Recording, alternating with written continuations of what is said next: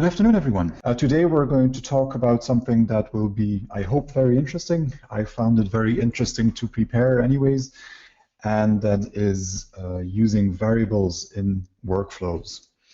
And if you don't know what that is or what that means, then you'll hopefully know by the end of the webinar. You can see that I have two product logos on my slide today. That is because we're mainly going to talk about PDFToolbox. The same would actually also be valid for PDFA pilots, the other product family from Calas. But I'm going to use PDFToolbox as an example product here. And then I'm going to talk about FileTrain and see how we can work with variables and PDFToolbox inside of FileTrain as well. So that's the two products I will be covering. So let me, you know, I don't like presentations too much, but let me open up this presentation anyway and give you a view on what we're going to talk about. It's actually relatively simple. I want to explain what variables are and dynamic checks are in the context of PDFToolbox. Then I want to show you where you can use these in checks and fix-ups and profiles and what you can do with them. And then we're going to look at three different products and see how you can use these variables to build a more intelligent workflow. And that is the desktop version of PDFToolbox, and then the server/CLI version, and then FileTrain to look at this in a larger context. Let's get started here. I think everyone who was coming actually managed to join, so that's perfect. I hope you're all hearing and seeing me fine here. Let's get started. First of all, what are variables? And actually, when we talk about PDFToolbox and when we talk about checks, check is something that can look at properties of a particular PDF file or of a particular object in a PDF file. When we talk about checks, there are two types of checks that you can find in PDFToolbox.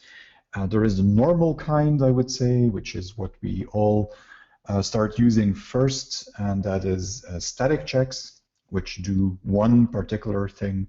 And then you have what we call dynamic checks, and a dynamic check has one or more variables inserted. And you can see a screenshot or two screenshots on my slide. On the left-hand side, you see a static check. You don't have to look at all of the details, but you can basically see that I have 150 and 220, so fixed values that are filled in. On the right-hand side, you can see something much more complex. And that gibberish that you see there are the variables. Each of those variables is identified, and that is the gibberish that you saw in the previous screenshot. Each variable is identified by three pieces of information: a description, which is humanly readable or should be humanly readable and understandable, and you'll see in a second where you would use that. A description, then a default value, and a symbolic name. And what we'll do throughout this presentation is to look at where these three pieces of information are used. But before we do so, I think it's time to close this presentation and look at software. And I've prepared a little bit, of course. So what I have open here is PDFToolbox Desktop, and let me search for the check that I want. Actually, two checks. The first one is the static check, and the second one is the variable check. Now, I've added that to the name. You can see that the name of the second check has variable between brackets at the end of the name. I don't really have to do that. If you look at the icon for that check, that purplish donut that you see on the left-hand side, you can see that for the second check, there are these three little points that you have on top of the icon. And any item in PDFToolbox where you see that ellipsis sign, these three little dots, any item that shows that, that means that that item uses a variable in some way. So if I select the first check and I edit that, you can see that indeed this does not use variables. It has fixed values. What is this check? I'll be using this throughout the whole demonstration in the different pieces of software. Well, this is a check on the size of the trim box. And the reason I chose this check is because checking page size, especially in a workflow where advertisements of different formats are received, checking page size is one of those very annoying things. If you think about ads that have different sizes, then most of the checking you want to do on these ads is equal for all advertisements. They should all be one page, they should be CMYK or maybe CMYK in spots. There is a whole range of checks you want to do. But then there is this one thing that is different, and that is the size of the ad. Because an ad can be a full page, it could be half a page, it could be a quarter page. So that is different, and you have to build a check that checks whether the trim size of that advertisement that is delivered is actually correct. And that is what I do here. I'm assuming in this check that I'm going to receive an advertisement that is 150 millimeters wide and 220 millimeters high. And then I give that some, 1 millimeter of deviation, and then I'm talking about millimeters. And I want those exact measurements, so I'm not going to ignore the orientation of the page. So that's the static check that I've built here. Now, if I look at the same thing that says variable, then you can see that it's the same pre-flight check, but this time I have this gibberish here that I was talking about. And this is defined with these orange buttons you see in here. So each time you have a check or a fix that has a little orange button next to it, that means that you can define a variable in that location. And if I open up the variable window, excuse the slight user interface problem. I'm running a very recent version of macOS 10, and this is about the only problem I've found so far with PDFToolbox. So when you look at this panel, you can see these three pieces of information that are defined. First of all, a human-readable description of what this variable means, in my case here, width of the trim box. Then a default value, and the default value means what should PDFToolbox do if I don't provide other information for this variable. And in this case, I've set it to 150 millimeters. So if I use this check in some context where I don't provide additional information, PDFToolbox is going to assume that I want to check a width of the trim box of 150 millimeters. That's what the default value means. And then I have an internal name, and that internal name is very important, and you'll see that come back in a couple of different locations down the line. So for now, just remember that we have these three pieces of information that we get to define here using that orange variable button. And I have this defined for the width. I also have it defined for the height of the trim box, exactly the same. The label is a little bit different. My default value in this case is 220, and my symbolic name or internal name for the variable in this instance is trim box height. Okay, so that is a check that was made variable by having these properties defined as variables. Let's go back to my presentation for just a second, because the next thing I want to show, and I'm going to show it rather than go over the slide here, the next thing I want to show is where these variables can be defined. We're not talking about what they do yet. We're simply talking about, if you look at checks and fix-ups, where can you use these things? Well, first of all, each check and each fix-up has properties. And everywhere where you see these orange variable buttons, you can actually insert a variable in that property. So that's a first and very important part. And that's perhaps the most used location for variables inside of checks and fixups. But there are some other places where you can use them and where they can be just as interesting or important. And if you look at the properties of the check and the description, so the name, the description, and well, what you can fill out when it does not fire. When you look at these pieces of information, you also notice variables next to them. And that means that the name of a property, and the name of a property is important because the name of the property is what is used, or the name of the check rather, is what is used in a pre-flight report. So if I name this one DVD webinar trim box size does not equal whatever, that exact string, that exact piece of text is also going to be used in the pre-flight report when I use this check. So that name can be very important, and the name can be defined with a variable. So instead of having a fixed name, I can actually change how that particular check is reported or how that particular fix-up is reported by using a variable in here. And it looks exactly the same. I have a label, I have a default value, and an internal name. Properties of the check itself. And then, of course, the same thing holds for fix-ups, where I have properties for the fix-up and the name and the comment for the fix-up itself. Exactly the same. Now, this is not the only part. I can also go to a profile, and I have actually created a profile here. You can see that it is variable because it has these three little points on top of the icon as well.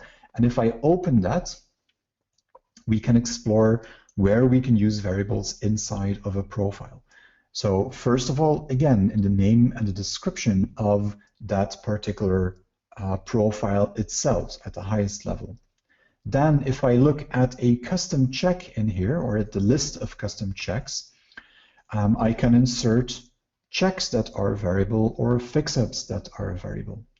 And again, you have these three little dots here to indicate that this is indeed a variable check that was inserted into this profile. That's already very interesting, but there is a last item that can actually be even more interesting. And that is the fact that when I select a check in the list of checks, or when I would select a fix-up in the list of fix-ups in this profile, then I have the same orange button at the bottom of my list. And if I click that, you can see that it allows me to do something a little bit different than when I have variables in a profile check, or in the conditions of a check itself. It's a little bit different in user interface, but it actually serves the same purpose. I can allow a check or a fix-up to be switched on or off using a variable. Again, I have a human readable name, except that this time it's called short description. I could call this switch the size check on or off. I have a variable name, which is the internal name that we talked about, or the symbolic name for this particular variable. And because this is a switch, I'm going to call it switch and then perhaps trim box size. And I have a default value, which in this case can only be on or off.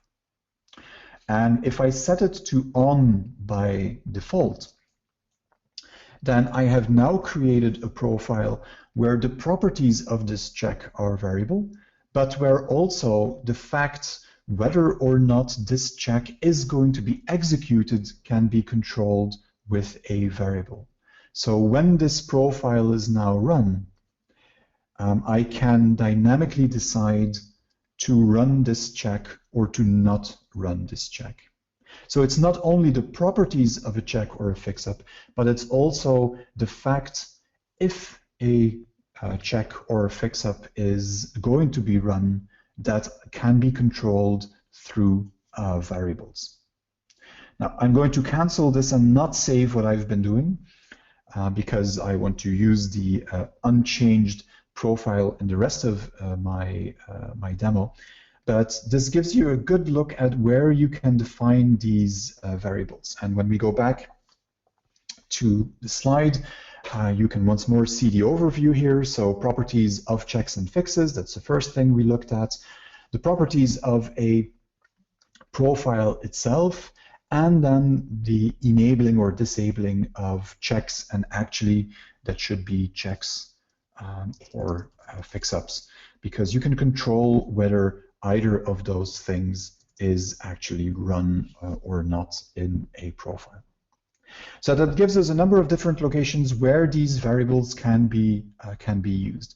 Of course, that doesn't tell us what they do when you actually use them, and that's the next part that we need to look at. And then from this point on, I'm just going to not use the presentation anymore, because basically we're going to have 3 short demos. First of all, I want to take you back to PDFToolbox Desktop. The desktop, as you know, is the interactive version of PDFToolbox. So I'm expecting someone to sit behind the computer and press buttons. And if I open up my checklist again with those things that I have prepared, I can open up a very nice publication that I have prepared. If you look at the bottom of the PDFToolbox window, you'll see that this is just about 75 millimeters wide and 110 millimeters high. So I've prepared a publication, and if I run the variable check, let's see what that does. Oh, because it is variable, the first thing that PDFToolbox does is it shows me a dialog window that contains the name of this check. So again, you see that the name of a check can be very important. This is how I named that particular check. And it shows me all of the variables that I have inserted in that check. In my case, it shows me height of the trim box, width of the trim box, that is the human readable text that I added to the variables. And then it shows me 220 and 150, the default values. So if I just say OK, then it will run the check with the default values. And because obviously the size is not 150 on 220 millimeters, it fails and I get a pre-flight error. That is what we expect. Now, because this is a variable check, I can do this again. And now let's see whether we are smart enough to fill out the correct information here. So I'm requesting PDFToolbox to pre-flight on a height of 110 and a width of 75. And if I do that, you can see that it says no problems found, which is correct. The document is, in fact, 75 times 110. And because I changed the values of the pre-flight check, I now get the correct result. Are these variables really useful in PDFToolbox Desktop? It depends. Sometimes, well, let me say it differently. Mostly, you probably want to run profiles that are fully static and that just do the job. But sometimes having a possibility to make some selections and then do a test on a PDF can actually make a lot of sense. And in that case, using variables inside of PDFToolbox Desktop makes sense. You have an automated pre-flight process, but before the process is started, PDFToolbox will ask you for a number of pieces of information. So that's the first step, and we're taking baby steps here. This is manual processing with variables, not very exciting yet, but let's make this a little bit more exciting. And of course, I've selected a check here, and I've run that single check on my document. I could just as well have taken this one here and done that. And let me see what happens. This is a compliance check with PDFX1A, where I added additionally that size check that I created. And if I say analyze, then I get the same information here, because the only variables in this profile are the ones I've already talked about. If I do OK, then I get a number of error messages in this case. Why do I get a number of error messages? Well, this is not a PDFX file to begin with, so I get all of these PDFX error messages, and then I get my size check because I didn't change the default values, so the size check is triggered. So this works in a single check, in a single fix-up, or when I run a document that contains, or a profile that contains these. What happens if I have more than one check or fix that use variables? Well, then I simply get a larger dialog window with more fields that I can fill out. So we have this profile here, and let's do something that is a little bit more interesting now. I have a PDFToolbox server running on this system as well. I've already prepared that. There is a line here that reads verify PDFX1A that represents a job with a particular profile. And what I'm going to do is open the job properties for that job. Let me open it up. You can see that the profile that I have selected here is that same profile I just ran in PDFToolbox Desktop. So this will do a check on PDFX1A and additionally that dimension check. And the rest I've set up more or less default. I've simply asked for a report on success and on error so that we can see what is going on. So where is my hot folder for that? Here it is. So here I have an input folder and the different output folders that PDFToolbox server is watching. And what I am going to do now is I'm going to take this same beautiful penguin and copy it into the input folder. And going back to PDFToolbox, nothing will happen yet because the job is not activated. So I have to activate that job, and it picks up my file, my advertisement, and pre-flights it.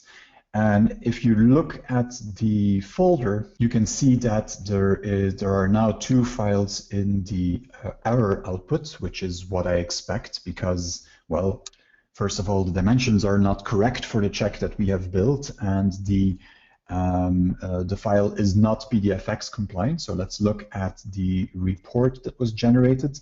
And indeed, I get all of these same PDFX failures, and I get a failure for my dimension check.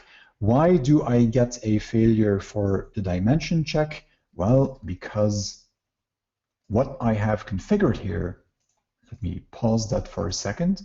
What I have configured here does not do anything with variables. The profile that I'm using, of course, has these variables defined, but nowhere here do I define new values for those variables. So PDFToolbox server can do nothing else but to use the default values that were in that check.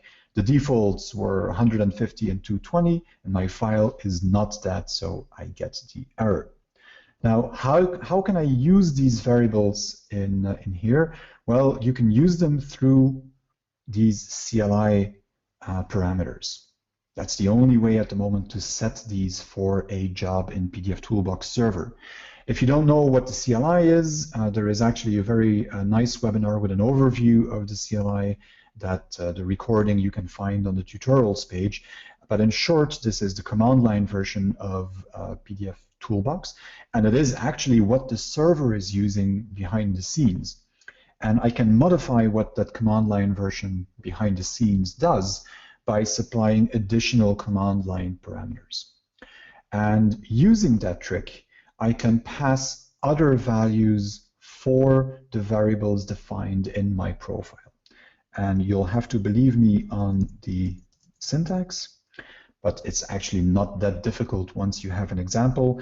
I need two hyphens and then set variable, an equal sign, and then, and I told you it was important, then I need the symbolic name of the variable, and hopefully I remember the logical thing I did there, trim box width. I need a colon, and then I need the value that I want to use. Now, the check was defined with a width of 150 millimeters. What I want to check for here is 75, and I'm going to do the same for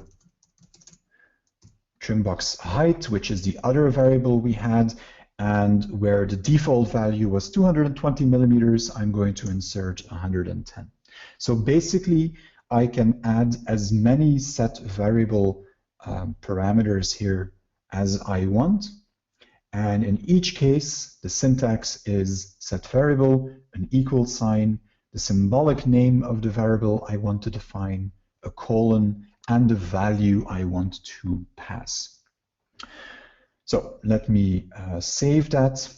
So now we have a job that not only does it use a profile that contains variables, but it also gives PDFToolbox values instead of the defaults in that profile. So go back to my folder here. I'm going to trash whatever we have, and I'm going to copy my input file, preferably in the input folder again, and then we launch the job once more with the changes.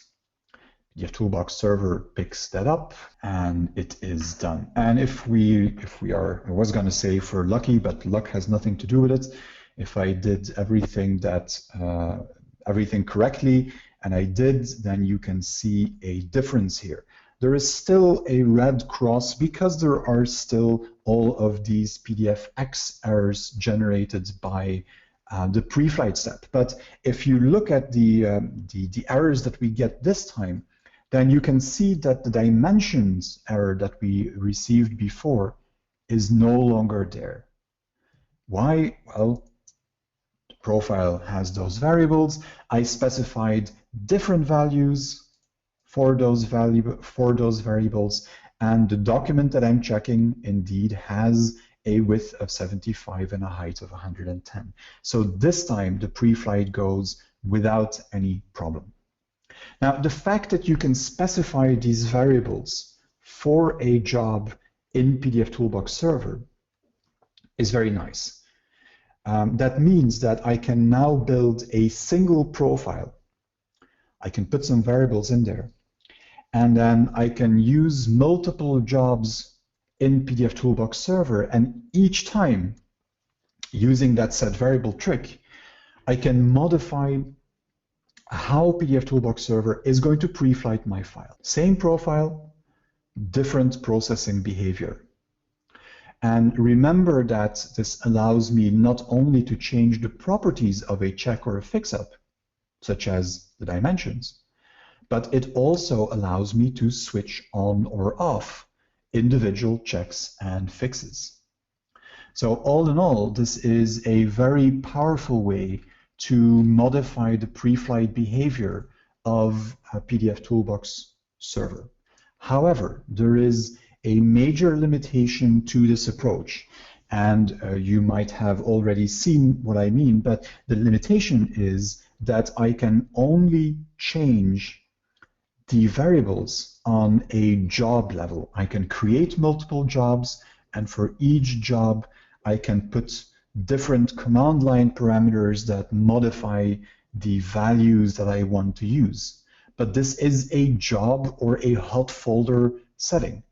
What I cannot do, and what I very much would like to do, is modify the value of the variables for each file that I process. So basically what I would like to do is be able to look at files as they come in, and then do a different pre-flight, depending on the name of the file, for example, or some metadata that is associated with the file. How do we do that? Well, We can't do this in PDFToolbox Server. Like I said, this is a limitation that you have in PDFToolbox Server. But, of course, there is a solution, or I would not have brought this up. But there is other things we can do. We could use the CLI, but that gets very technical. And what I wanted to do here is to show you something a little bit different. And to do that, I want to go to FileTrain. If you've seen the webinar about FileTrain, then you know what it is. If you haven't seen it, I would, first of all, advise you to go look at the webinar. But secondly, I can summarize it very shortly or very briefly as an automation tool. FileTrain allows you to set up what is called stations, and each station is basically an automated workflow. And I've built a workflow here, and what I will process with that workflow is something to implement exactly what we talked about. So what I have prepared here are these 4 files. And that's the PDF file we've been using, and then you can see that there is an XML file with the same name, and then I have a variant of that, again, the PDF and an XML. And you'll have to trust me, but the PDFs are actually identical. The size is the same, and it's just a copy, basically, where I changed the name. This one has half page at the end of the name. The XML files are actually different. And let me open these in a text editor so I can explain what is going on here. These XML files could be XML files that are generated by a web portal or an MIS system or an order tracking system or something like that. What you see is a very simple XML file that says job ticket. It has some information about the environment where this was supposedly generated. Don't go looking for something called journal publisher because I invented it yesterday. And it has information about the publication. So the idea is that this publication section contains information that was gathered by the system or inputted by the user on the advertisements that they upload to this web portal. And you can see some things here: name, a publication code, an issue, publication date, and this is what interests us the most, you can see that, if I did it properly, it should be called half page as the format name for this version, and then a size of 150 and 220. And if I look at the XML file for the other one, it says quarter page, 75 and 110. So basically, what this does, or what this is a PDF that was uploaded to a portal, and then an XML file with metadata describing that PDF file. Now, what do you want to do in a workflow? I want to look at the information out of that XML, and I want to use that information from the XML to do my pre-flight. For example, and this is the example that we're going to look at here, I want to pick up this information here about the size of the document that the user has provided or has selected in my web portal, and I want to compare that information to the actual size of the PDF file. And then for this file, I shouldn't get any error messages because the information in the XML says 75 and 110, and that is exactly the size of the PDF. For the other files, my XML says that the width is 150 and the height is 220. However, I already said that the documents are identical, and if you don't believe me, here you have the half-page document, and it is 75 and 110. So this one is not correct. So I want to build something where the first file actually goes through without errors, and the second file gives me a pre-flight error. And that requires that I am able to pre-flight using that information from the metadata and passing that information to the variables that I have defined in that pre-flight check.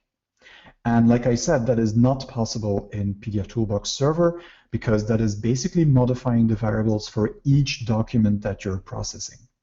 But let me open up the other folder that I had here. And this looks very simple. I have an input folder here and then some output folders. I'm going to copy this into the input folder. And then when I go to FileTrain, let me move it aside a little bit. So when I go to FileTrain, I've built a workflow here, and that does a bunch of stuff. I'll explain what it does in a second. But what I'm going to do now is start that station. We should see on the right-hand side is that it will pick up these documents and do something with them. So you can see that one of the documents already went through, and I end up with something that is called logs. And this is information that I used while I was figuring out how this could work. It's a text file. If I open it up, you can see that it simply contains the original XML with all the metadata, and then it's extracted, and it shows me that I correctly extracted this width and height out of the XML. But the most important piece of information is here. It's in the reports section, a reports folder. PDFToolbox, driven by FileTrain, did a pre-flight on those PDF files, and it used that variable check that I had defined. And it generated two reports, a report for my regular file and a report for the one that contains half page. Now, let's open up the regular one first. If you remember, I said we should not get error messages because I'm basically here using a profile that only contains that dimension check. And because the metadata corresponds to the actual size of the PDF in this case, I get no errors or warnings. I get a green check mark. That's exactly what we wanted. If I look at the report for the second file, I said I want to get an error message in that case. And lo and behold, I have an error message. Why? Because the file is 75 millimeters wide, while my XML metadata in this case says to pre-flight at 150 millimeters wide. So the metadata does not match the PDF, and in this case I get a pre-flight error. And of course the example that I built here is very, very simple. It only has one variable check, and it only looks at one piece of information out of this XML file. But you can see that the way this works here is very easily translatable to workflows where you have many more variables and where you decide on the fly to modify the values of the checks that are done, or modify on the fly whether or not a check is going to be done on particular documents. And in order to decide whether a check is done or what the values are of these variables, you could use all kinds of information. You could look at the document name, but in my case, what I do is I simply look for the XML file, and I get some data out of the XML file. Now, this is not a webinar about FileTrain, so I don't want to take up too much time examining what we've done here, but I do think it's important to understand how this works, and this will show how you can transfer this information from within the FileTrain environment to that profile that is executed in PDFToolbox. And if you look at this, you can see that there is one source for this station, and that source is basically this input folder that I have defined here. So FileTrain will look at and pick up all files in that particular input folder. And then from that folder, it will pick up and do something with each file that satisfies that filter that you see here. And if I double click on that filter, we can watch what it does. And what it does is it looks for PDF documents, so it only processes PDF documents. And then it also looks at a file with the same name as the PDF file, but with the extension XML. So if I drop a single PDF file into that input folder, it is not going to do anything because, yes, it's a PDF file, but there is no corresponding file that has the XML extension. So basically, this filter processes these pairs of files that I have prepared.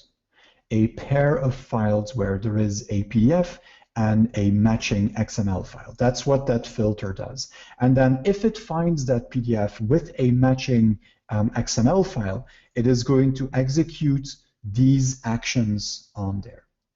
And to go briefly over what it does, well, first of all, I want the other one. There you go. So let me arrange that a little bit for you.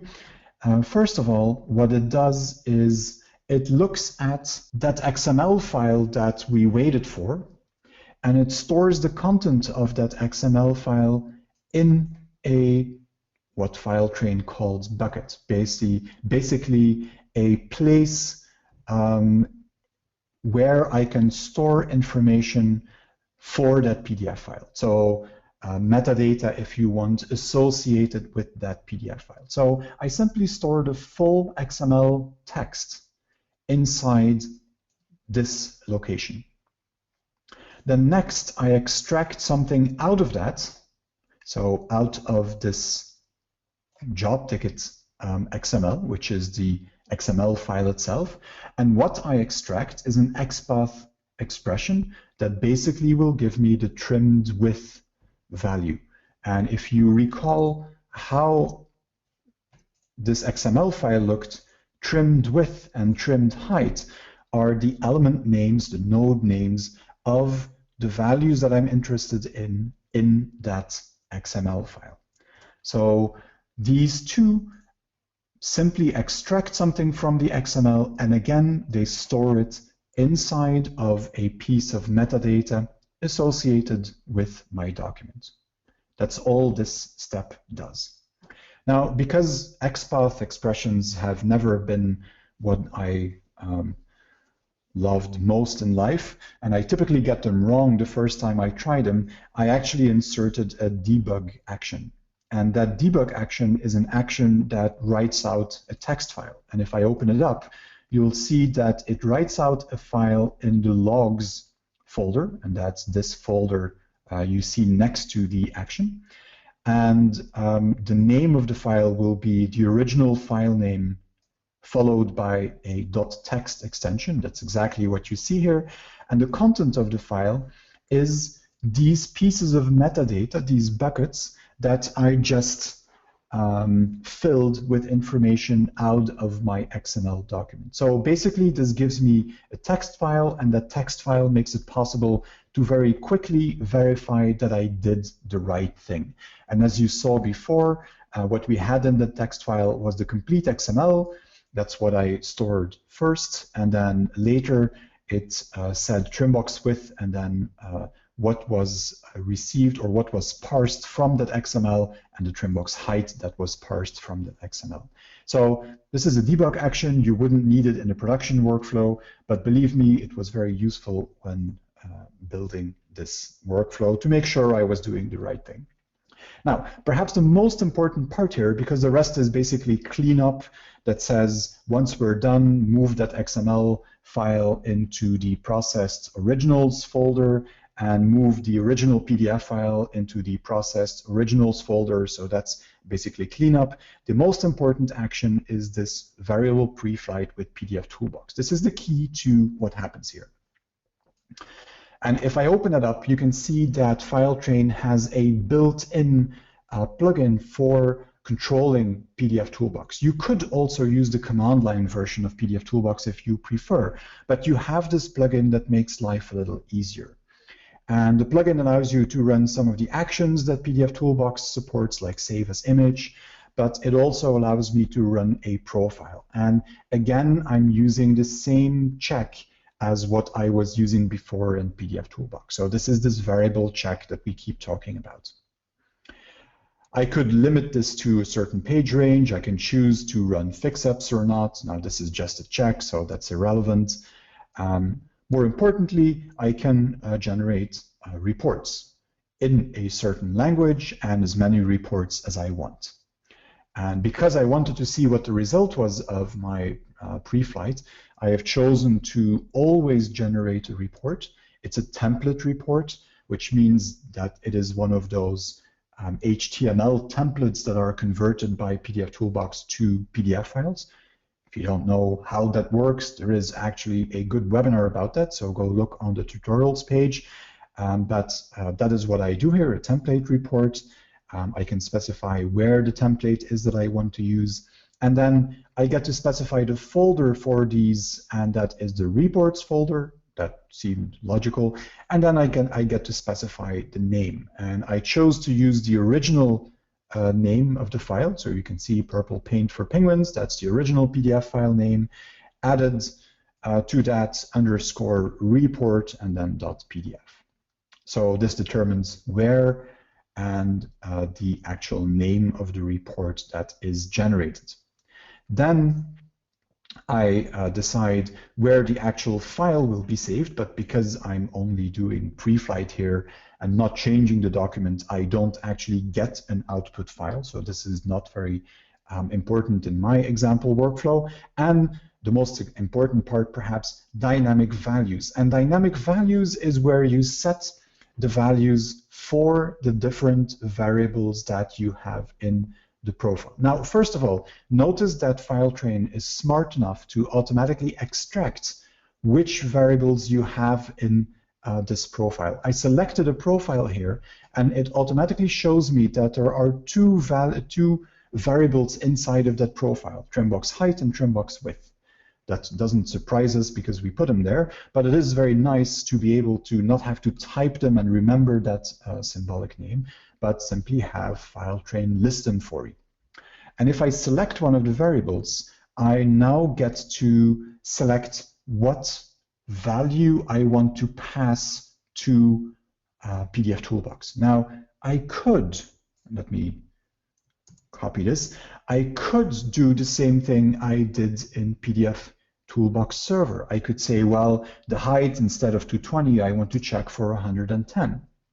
That's something that I could do. I can actually, if I don't remember, I can simply click the Set Default Value button, and in that case, FileTrain will look up what the default value of this variable is in that profile, and it will fill that out for me.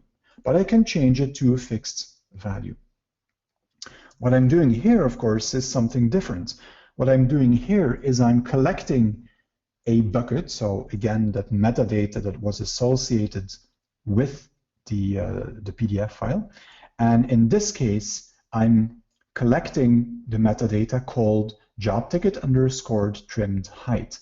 And that is where I stored the height of the trim box that I got from the XML file. And the same for width, but except, of course, that I now collect the metadata where I stored the width of the trim box that came out of the XML.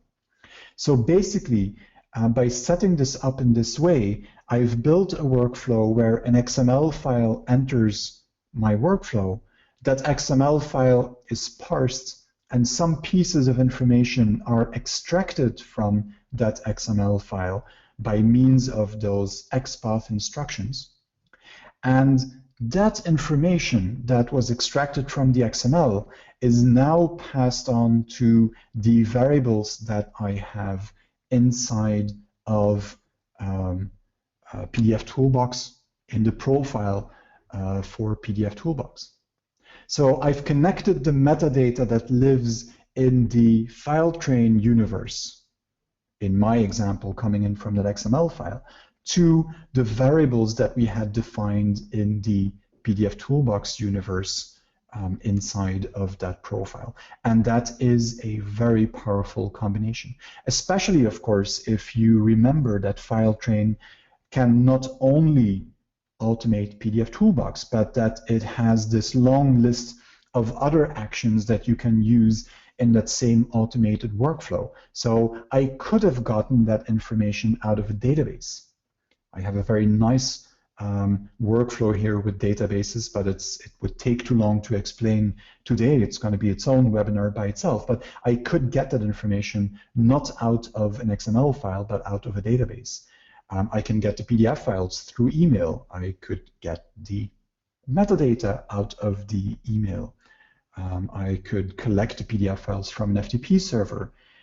So I have all kinds of different additional work I can do around that action for PDFToolbox that gives me a very flexible workflow. This is the last thing I actually wanted to show. Let me very briefly go back to my presentation just to show you that there is no additional information in here, but mainly to show you the last slide with all of the useful websites and email addresses.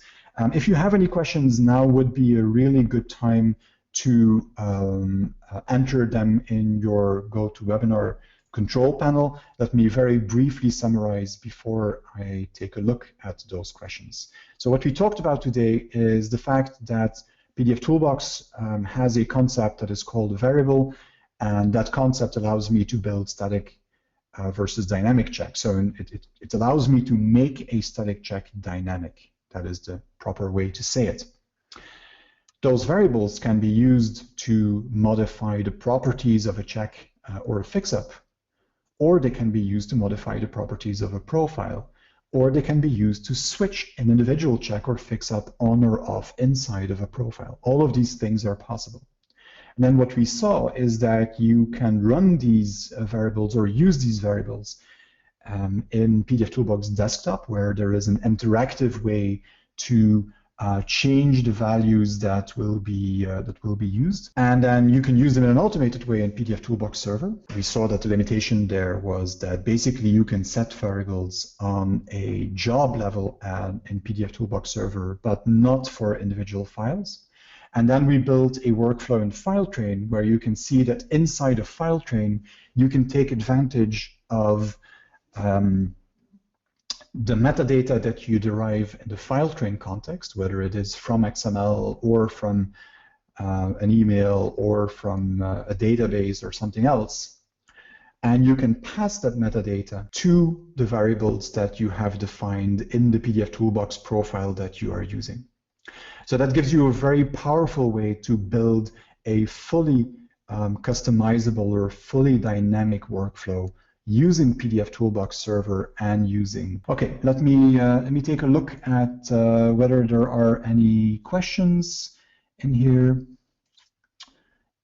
Just a second. There is a question about using the variables manually in a profile. Well, basically, if you add them manually in a profile, you're doing the same thing as when you're using the orange boxes in the dialog. And the value that will be used to run, the value that will be used for a variable when you run it on a file is always determined by, first of all, is there any explicit value that you set using a -- set variable parameter or any of the other methods that you've seen? So is there any explicit value set? If so, then that value is always used. If not, then it's automatically the default value that is contained in the profile check or fix-up. So if you set a value using set variable, it will always override what you specify in a profile check or fix-up using the orange variable button. I'm not sure whether I totally got your question there, Mark. If I don't, just send me an email afterwards, and I'll be happy to go into more details. But that is how they are executed. The manual way of setting values is always takes precedence over whatever default value you have. The default value is only used if there is no other value that is passed into the profile. Okay, looks like that was the only question today. If you look at this afterwards and you come up with other questions, or you have questions on how you could implement this in your own workflows, don't hesitate to come back to us and ask for advice or more information. We'll be happy to give that. You can see contact information on the last slide of the presentation. Like I said, the presentation is being or has been recorded. It will be posted on the website together with the presentation itself, the slides, and so you'll receive access to all of that, of course.